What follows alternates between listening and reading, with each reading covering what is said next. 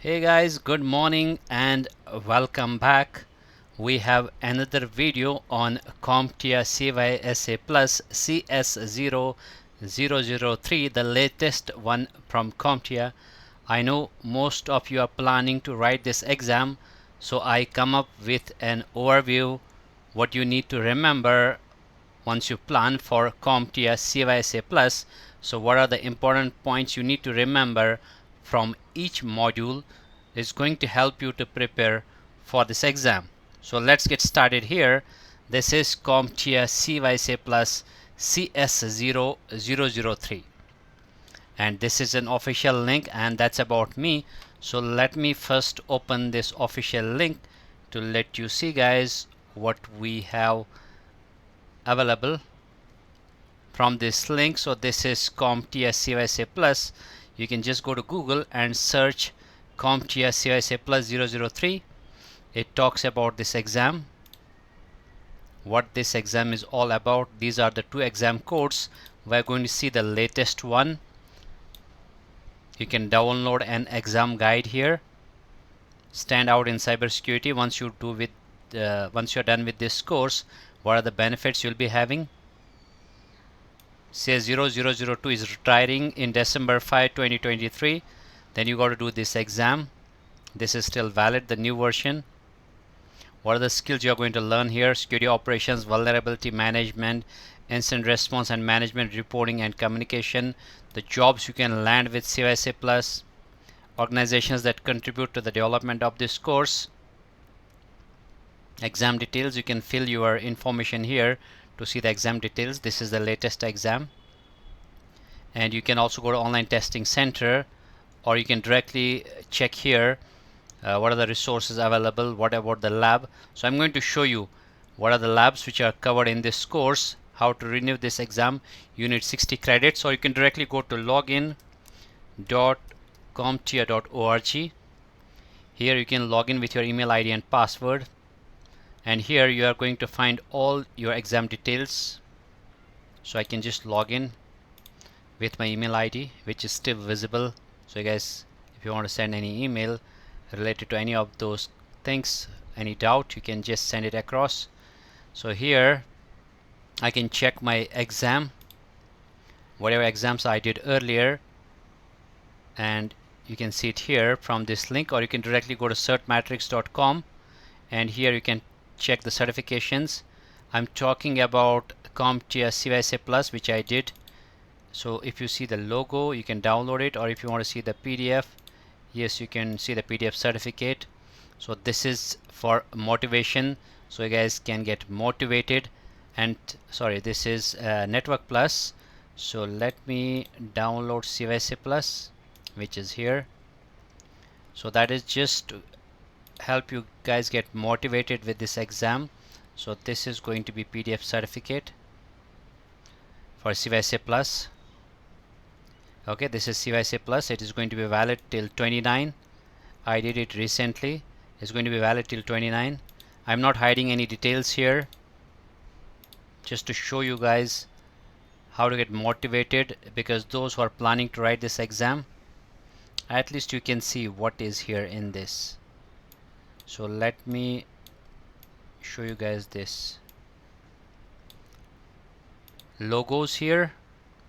I can go to view, I can go to extra large and show you guys how these logos look like.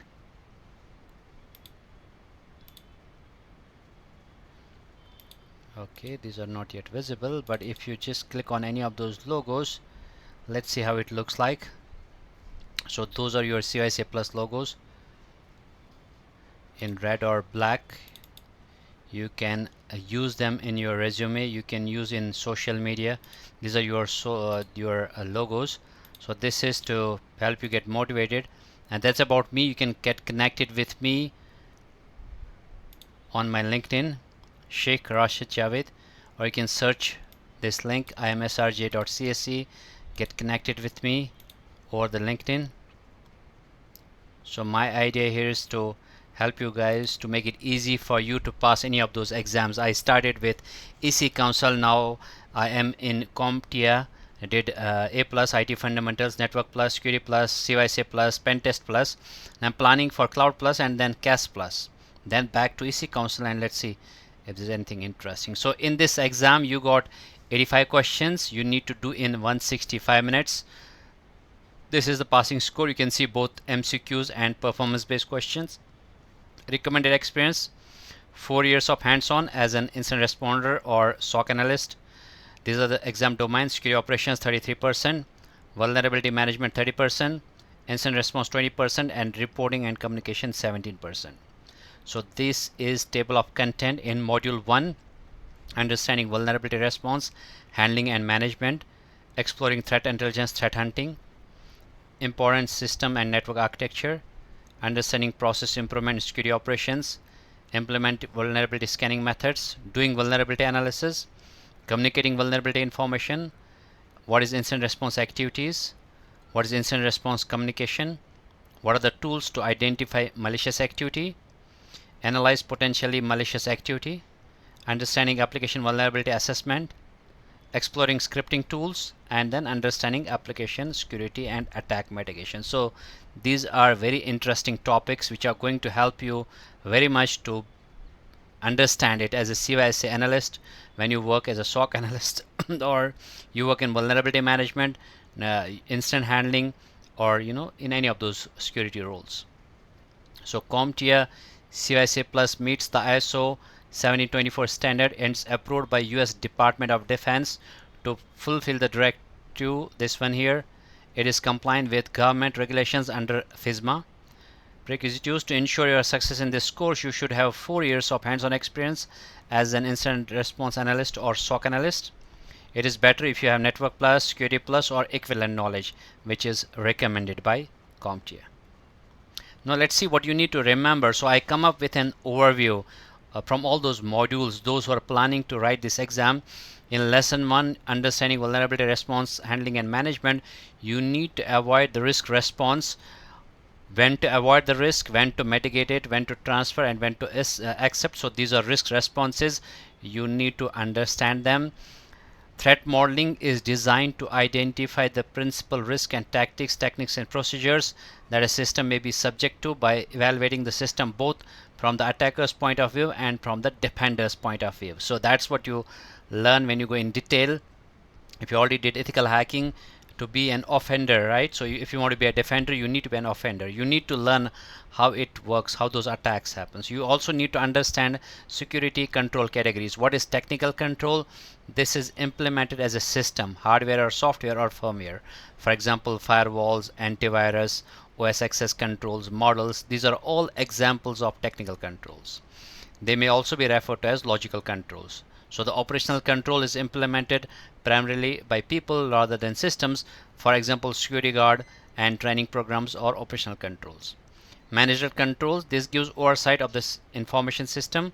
Examples could be risk identification or a tool allowing evaluation and selection of other controls. So here I would recommend that you know the examples, because if they ask a question, they would want you to understand what are the different categories, and they will give you a control where you need to differentiate, is it technical, operational, or managerial, or they will ask you a question where you need to find which among these is a technical control. So security controls are also defined based on the function. Is it going to prevent an incident? Is it going to detect the incident? Is it going to correct the incident, or is it going to compensate? So here also a control can be multiple types. An attack surface describes all the potential pathways a threat actor could use to gain unauthorized access or control. For example, CCTV. So CCTV, can it detect? Yes. Can it prevent? Maybe it can deter, right? So it can send some warning. So a control can do multiple things. Now in lesson 2, it's about exploring threat intelligence and threat hunting concept. So you need to understand most nation states have developed cybersecurity expertise and will use cyber weapons to achieve both military and commercial goals. So different types of hackers. A hacktivist group like Anonymous, WikiLeaks, or LUSEC uses cyber weapons to promote a political agenda. So you need to differentiate based on the behavior. They might ask you a question where you need to differentiate those attackers based on their behavior. Insider threat arises from an actor who has been identified by the organization and granted some sort of access. Script kiddie is someone who uses hacking tool without necessarily understanding how they work or having the ability to craft new attack. APT is the behavior underpinning advanced cybersecurity adversaries like nation states and organized crime. So they are advanced and they are persistent. They might have set up a connection with your machine for last 6 months. They might be using rootkits to hide them. They might be clearing their logs. So these are different types of attackers based on their behavior. Open source intelligence refers to the publicly available information and associated tools for aggregating and searching it. A lot of tools are available. You might have seen that, who is domain tools, archive.org, or Shudan, or Multigo, where you can use them to search for the information which is already available for you. ISACs, these are set up by the government. They provide critical infrastructure owners and operates with cybersecurity information and services. Every country has it, so they share those threat feeds which can help you to understand about attackers. You also need to understand what is the purpose of threat hunting is to analyze routine activities and network traffic to identify if there's any potential anomaly, if there's any potential deviation from baseline. It could be an indicative of malicious actions which may result in a complete breach. You need to look for those IOCs. You need to look for IOAs. You need to look for TTPs. IOC is indicator of compromise. It is going to suggest that a security incident may have occurred, like a traffic from an IP or domain which is associated with a malicious activity. So some clues, some leftover which gives an idea about attack has already happened or is happening right now is IOC. Honeypots seek to detect malicious traffic away from production systems. So you might also set up a honeypot to send attackers to some other services. So you're going to protect your real services, and you might also learn about attackers using these honeypots. In lesson 3, explaining important systems and network architecture concepts, you need to understand system hardening is to enhance the security of an operating system, application or device or service by reducing its attack surface. So when you harden something, you're going to do a lot of customization. You're going to remove or remove if there's anything default. System processes or background tasks that run on a computer without user interaction and often without the user knowledge. Public cloud is designed for public access and geared towards those without the budget, resource or desire to build and manage a private cloud or data center, especially when you are concerned with your money. Private cloud is designed, built and managed in-house using organization owned hardware and software. So if you are concerned with your data, you want it to be private, so then you go for private cloud. Hybrid is going to combine both public and private. There's also serverless. All the architecture is hosted within the cloud. So when you say serverless, that means your CSP will take care of that server. You don't need to worry. Zero trust assumes that nothing should be taken for granted. All network access must be continuously verified and authorized. So by default, we are not trusting anyone, but you got to earn that trust, because earlier we were very much dependent on the perimeter, where anything within the firewall is secure. Now we have seen a lot of insider attacks, so we are not relying on them. Use at least 2 or 3 factors of authentication, which we call MFA. Single sign-on is the authentication process that allows users to access multiple systems, applications or websites, but using only a single set of credentials. When you log into your Google, you are not going to log in again if you want to see Google sites, Google maybe documents. So you just log in only once, and then you can see any of those Google Docs, Google Drive, Google sites. PAM is designed to protect against the issues related to credential theft and misuse, because it talks about privilege, root account. So when they access, why they access, so that you're going to see if it's a real user or is it used by some attacker. Federation means that company trust account created and managed by a different network. So when you log into any site like abc.com, it says you have a Gmail account, you want to use that, because there's a federation, there's a trust between the identity providers. Cloud Access Security Broker is enterprise management software which is designed to mediate access to cloud services by users across all types of devices. You are going to see few questions and based on CASP. So when it comes to cloud, and if you have a software which is going to act as a mediator between the customer and the cloud provider, that's your CASP. DLP products automate the discovery and classification of data types and enforce rules so that data is not viewed or transferred without proper authorization. So it is going to help you with data exfiltration to stop someone sending the data outside of your company. Your email might have a DLP in it. PII is personally identifiable information, describes data that can be used to direct or indirectly identify an individual.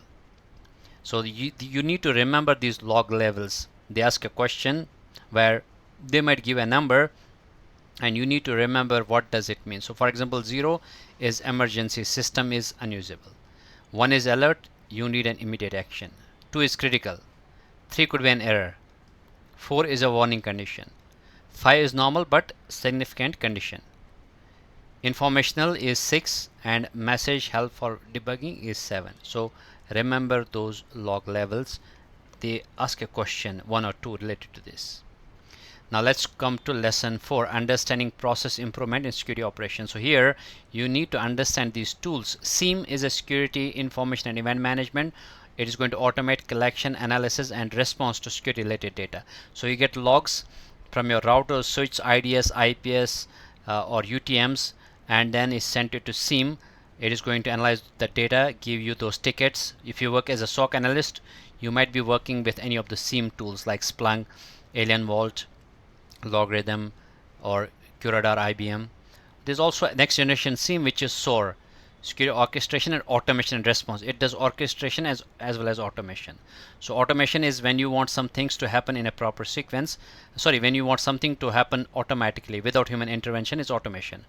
But if you want all of those automated things to happen in a proper sequence, that is orchestration. So it describes the process of using technology to automate the work of identifying, analyzing and responding to security threats often flagged by SIEM. So the SIEM data, you can send it to SOAR.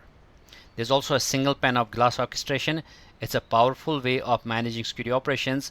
It allows security team to see, monitor, control all their security systems and services in one place. So you don't need to jump to different tools. You have a all-in-one dashboard which is connected to all those things what you need. So you will see 2 or 3 questions related to single pane of glass.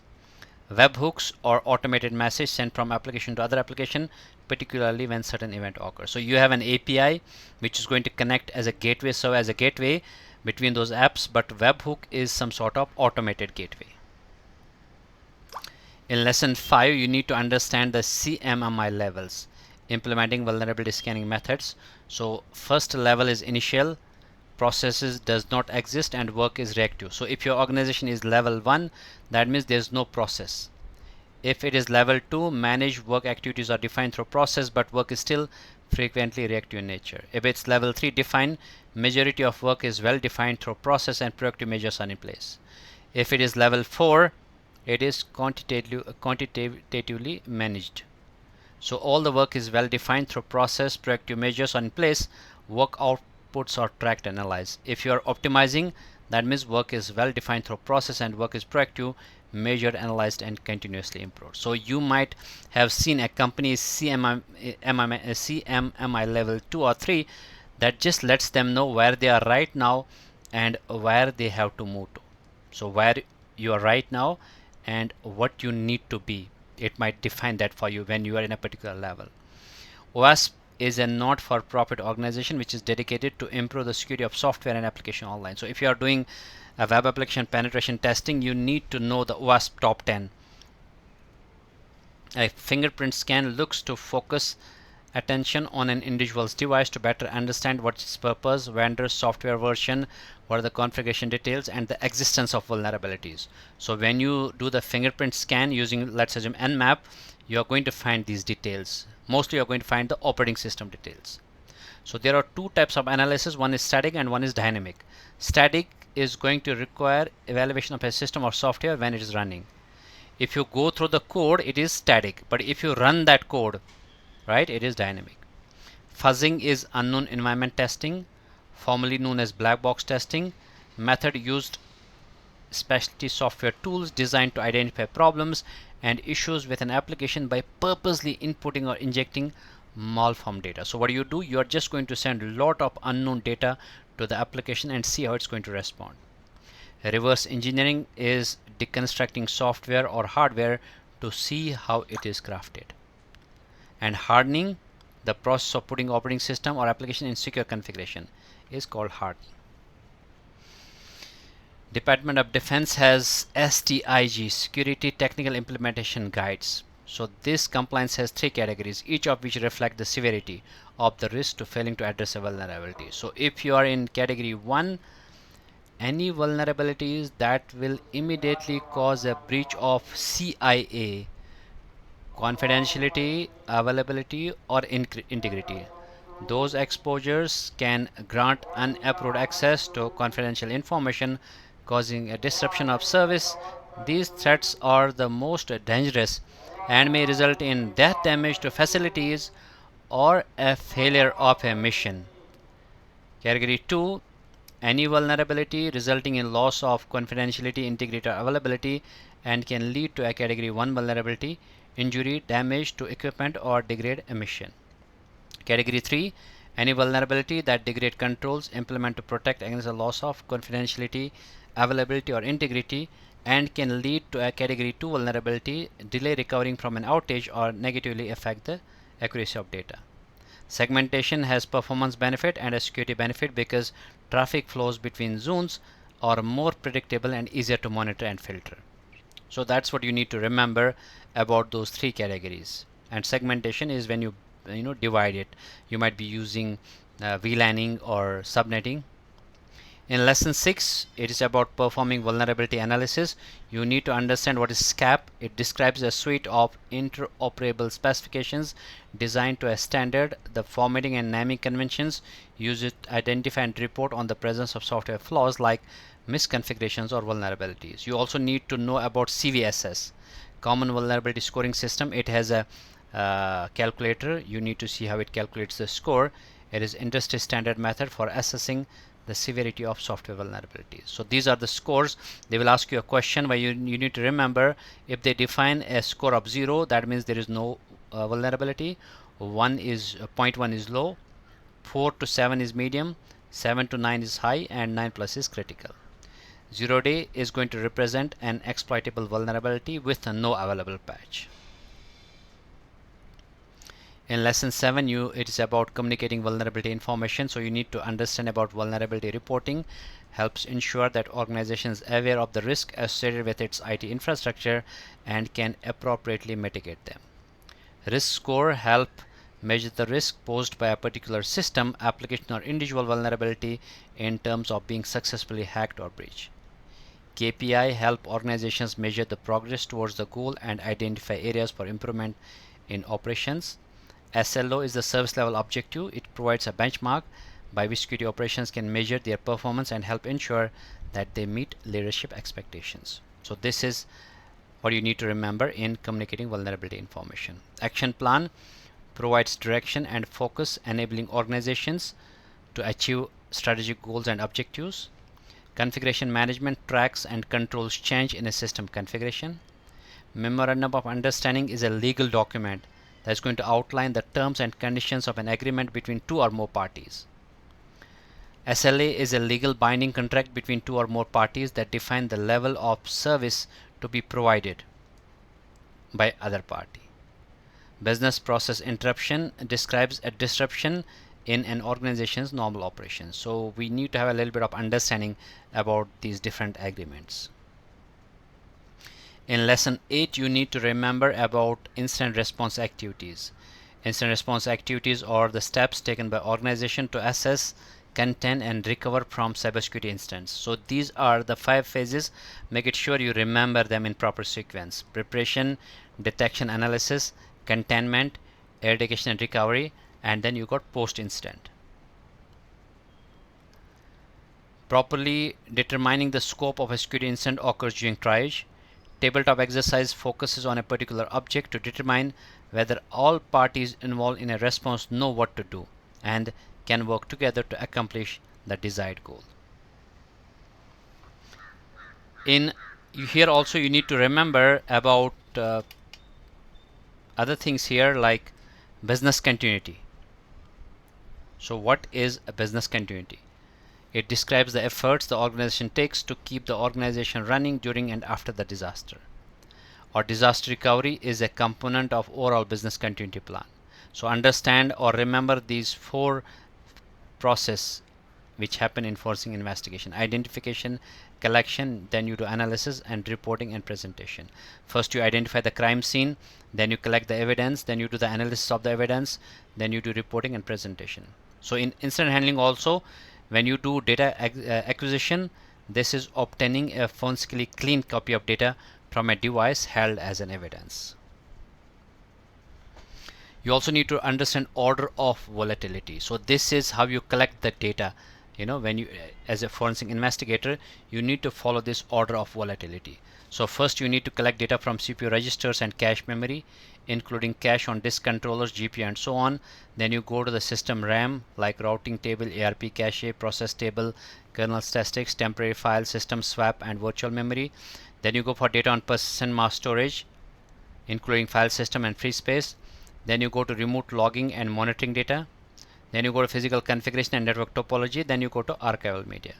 Chain of custody is the record of evidence handling from collection through presentation in court. A legal hold or litigation hold describes the notification received by the organization's legal team instructing them to preserve electronic stored information or paper documents that may be relevant to a pending legal case. So if there's a legal case which is pending, you might get a notification to hold that information. E-discovery describes the electronic component of identifying, collecting, and providing electronic stored information identified by legal hold. So in lesson 9, you need to remember demonstrating incident response communication. Stakeholder describes any individual, group, or organization that can be affected by or perceive itself to be affected by a decision, actively or outcome related to an incident. Root cause analysis is an investigation technique used to identify the underlying cause of the problem. In lesson 10, you need to remember those tools which you can use to find the malicious activity. Wireshark is open source graphical packet capture utility with installed package for most operating systems. TCP dump, similar to Wireshark, is a command line packet capture utility for Linux. There's also a version of program called WinDump which is available for Windows. EDR is endpoint detection and response, is an important security designed to provide proactive capabilities by combining traditional endpoint security with advanced analytics to detect and respond to suspicious activity. Whois is a lookup service that provides information about a domain name or IP address. So these are all your OSINT tools. Abuse IPDB is a very popular website used by analysts to investigate suspicious traffic. Strings command extract and display a variable character stored within a binary. VirusTotal gives you a free service designed to inspect files and URLs using over 70 anti-malware scanners and domain blocklisting services. Sandbox is a technique that isolates untrusted data in a closed virtual environment to do test and analyze of the data for threats and vulnerabilities. SIEM provides near real-time analysis of security alerts generated by a wide variety of network, hardware, systems, and applications. When a playbook utilizes a high degree of automation from a SOAR, it is known as a runbook. So you need to actually go through all of those tools. You should have seen those tools to be able to pass this exam. So kill chain, I was able to see 3 or 4 questions. You need to understand those phases. What happens in each of those phases? Like there's a reconnaissance where you do information, attacker does information gathering, and he creates a weapon to be sent to you, and he delivers it through the email or maybe through pen drive, infected pen drive. That's where you click on that exploit to get installation starts. Attacker gets access to command and control center, and then he can achieve the objective, maybe to delete some files or maybe to disrupt your system. So there's also MITRE ATTCK, which provides access to database of known tactics, techniques, and procedures. This will help you to understand the behavior of an attacker. There's also a diamond model where you can analyze an intrusion by exploring the relationship of who the attacker is, what his capability is, what infrastructure he's attacking, and who is the victim. So these are some important models which you will go through in detail in this course. Open source security testing methodology manual is a comprehensive guide to security testing and provides a detailed set of procedures for managing operational security. MIME to support different formats HTML or RTF. Mainly you're going to use it for your emails. SPF is a DNS text record that identifies hosts who are authorized to send email from the domain. DKIM is going to provide a cryptographic authentication mechanism for DNS record and supplements SPF. And there's also DMARC, which ensures this SPF and DKIM are being utilized effectively. So this is for your DNS and all, and for the DNS protection. Reverse shells are very popular, so they constantly work even if a firewall is present, right? There's a forward and reverse shell, so you got to go through them when you use Metasploit, how you create them. In lesson 11, you need to understand about a traffic spike is a sudden and dramatic increase in the traffic volume to a device such as server, router, or load balancer. Rogue device is unauthorized electronic attached anywhere in the organization's environment. Shell is where attacker opens a listening port that exposes the command prompt on a local host and connects that port from a remote host. Linux tool lsoff is going to retrieve a list of all files currently open on the operating system. So these tools, Nessus is produced by Tenable Network Security, is one of the best known commercial vulnerability scanners. You also have OpenVAS. It is open source software originally developed from Nessus code base prior to when Nessus became commercial software. So you will be using all those softwares in your lab when you learn about this course. Qualys Vulnerability Management is a cloud-based service. Nmap can use diverse methods of host discovery and fingerprinting. Pretexting, so these are like social engineering attacks. What do you do in pretexting? In this attack, the attacker creates a false story or scenario to deceive the victim. Baiting, the attacker uses a promise or reward to lure the victim into sharing personal or confidential information like a password. Phishing, the most common type of attack, leverages emails with malicious hyperlinks or malware infected attachments. So you need to remember about those keywords, because in the question they may discuss about pretexting or baiting or phishing, or they might give you a scenario where they might ask you to recognize, is it using pretexting, is it baiting, or is it using phishing tactic. Angry IP Scanner is a graphical network scanning tool. Maltugo is a very nice sophisticated visualization tool that helps investigators quickly identify relationship among entities of many types. It's a very nice tool if you are doing open source intelligence. Then it just maybe finds a link. So if I am using a Maltugo, it might show me what are the accounts I am having, like my LinkedIn profile, my other profiles. It's just going to give you more information about me. MSF is a Metasploit framework. It's a very powerful collection of tools designed to exploit vulnerabilities in a wide range of systems and applications. So it's a very nice tool when you want to learn about how to do those attacks, whether it's ethical hacking, whether it is Security Plus, whether it's CySA Plus. You need to know how to create various exploits using Metasploit. Is it reverse shell, how to deliver that shell, and how to take how to take a remote control of that machine using Metaparator. Recon NG is focused on performing web-based reconnaissance. So this is also a very nice tool. So in lesson 12, you need to understand application vulnerability assessment. You need to know how to use Burp Suite. It's a very popular tool for analyzing and exploiting web applications and is developed and maintained by Portswigger Web Security. You also need to understand about WASP-ZAP. It's a popular open source web application testing tool. Nikto is another popular web application scanner designed to use the command line. Arkany is another open source web scanner application available with both command line and web-based graphical interface. AppGate's Immunity Debugger is an advanced debugger and analysis tool which is used to reverse engineer and debug the software. So it is very important that we need to know what these tools do. Otherwise, it is very important that we need to test those tools, how to use them in the lab. So that's going to make things very easy for you. But here I'm just giving an overview what you can do with these tools. There's a GNU debugger. It's also known as GDB. It's a powerful debugging tool used to debug programs written in various programming languages like C, C++, Fortran. ScotSuite is a very powerful open source security auditing tool which is used in the cloud infrastructure. Prowler is also audit tool which is used in AWS. Pacu is designed to exploit framework for evaluating the security of AWS environment. So you need to have a little bit of idea what these tools do, because they might ask you a question where you need to see it. Like they give you a scenario which is an audit tool used for AWS only, or which is an exploitation framework to check the security of AWS environment. Then you need to differentiate that. Now let's come to lesson 13, explore scripting tools and analysis concepts. So here you need to understand shell script allows users and admins to automate tasks using a scripting language like Bash or PowerShell.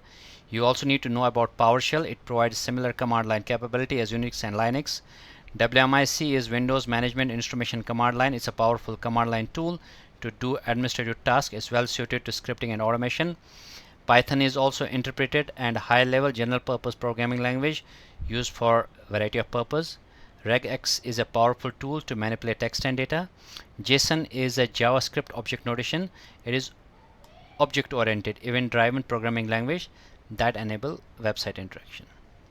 In lesson 14, you need to remember understanding application security and attack mitigation best practices. You need to understand the secure software development lifecycle is a process for developing software that emphasizes security throughout the development lifecycle. Broken authentication refers to an app that fails to restrict access to protected resource. Normalization means that a string is stripped of illegal characters or substrings and converted to a predetermined character set. Buffer overflow is a software vulnerability where a program attempts to write more data to buffer at temp storage in memory that it can hold. Directory traverser is a web server vulnerability that allows an attacker to access the operating system files of a system running the web app. In a file inclusion attack, attacker adds a file to the running process of a web app or website. Okay, so this is it about those modules, what you need to remember them. So once you attend the official course, you will be doing these labs.